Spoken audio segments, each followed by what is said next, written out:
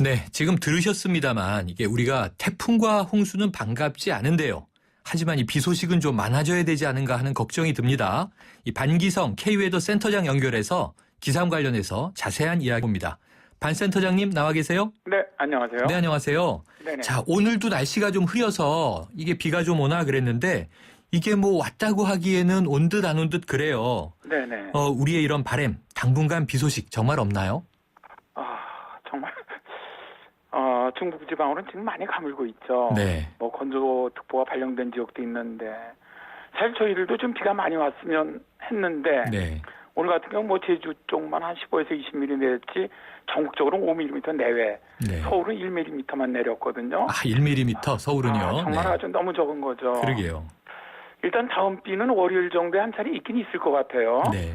근데 지금 가장 가물고 있는 중부 지역으로는 아주 이때도 적은 양의 비만 예상이 되고 있습니다. 그렇군요. 네네. 그럼 이게 봄부터 가뭄이 계속되고 있다고 들었는데 우리나라가 원래 이렇게 봄 가뭄이 심했습니까?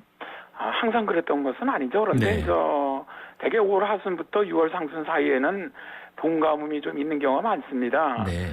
그리고 나서 이제 장마가 시작되면서 이제 비가 내리는데, 근데 올해 같은 경우는 중북부 지방으로는 평년의 50% 정도밖에 비가 안 내리고 있어요. 네. 뭐 서울이나 강릉 같은 경우도 4월부터 봄 시작되면서부터는 거의 어제까지 보더라도 평년의 50%도 채 안 내렸거든요. 네.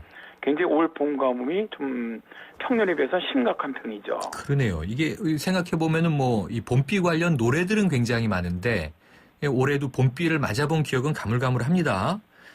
근데 사실 작년 겨울에도 많이 가물었었다고 들었잖아요. 네네. 오죽하면 그 인제에 물이 말라서 빙어 축제가 열리지 않았다 이런 소식까지 있었는데 네, 어떻습니까? 그렇습니다.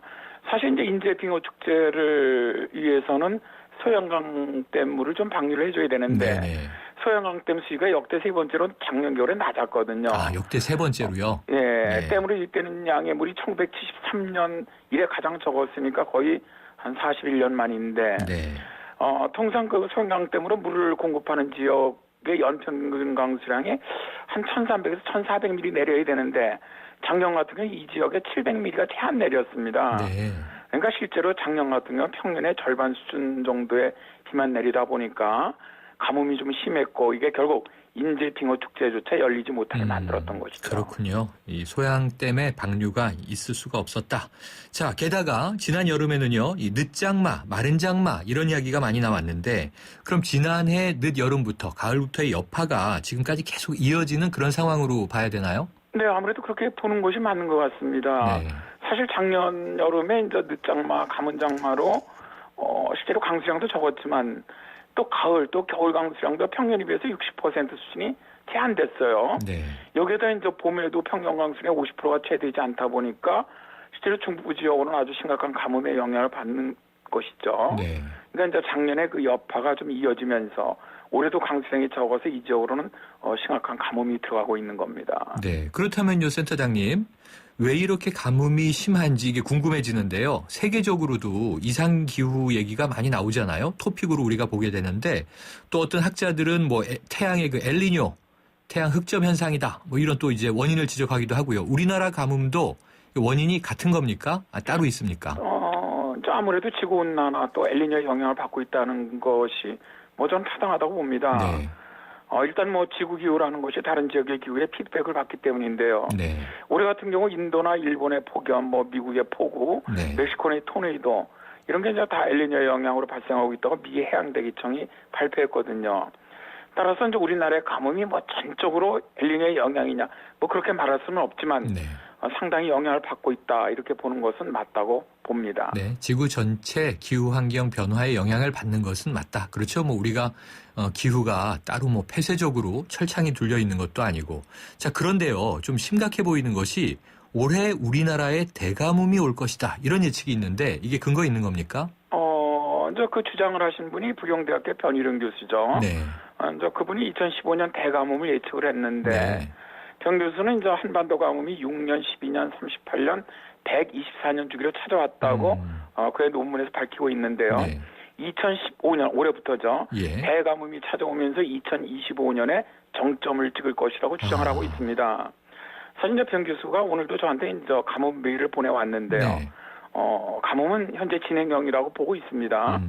그래서 이제 변 교수 주장은 상당히 가뭄 재해가 크기 때문에 좀 초기에 정부에서 이제 많이 좀 경고를 하고 충분하게 대비해야 한다고 계속 어떻게 보면 좀 경고하고 있는 그런 형편이죠. 그렇군요. 한번 좀 귀 기울여 들을 그런 이야기일 것도 같습니다. 우선은 뭐 주기설에 의한 학자의 주장인데, 근데 아니 말씀 듣고 나니까 심각한 게 2015년 올해만 대가뭄이 아니라 2025년에 정점을 찍는다. 그러면은 이 가뭄 현상이 한 10년 정도도 갈 수 있다라는 학자의 예측인 거잖아요. 네네. 대개 기후 통계를 보면은 어느 지역이든 가뭄이 들어가면 좀 한 10년에 20년 이렇게 들어갑니다. 그렇습니까? 그러니까 정말로 그 변 교수 주장대로 대가뭄 시기가 시작된다면 정말 심각하게 봐야죠. 그렇다면. 네. 그러면은요, 센터장님. 우리 뭐 일반인들은 얼핏 생각하기에 태풍 또는 뭐 홍수 이런 것들은 이렇게 이 화면으로 보면은 이 처참한 장면들이 많이 그려지잖아요.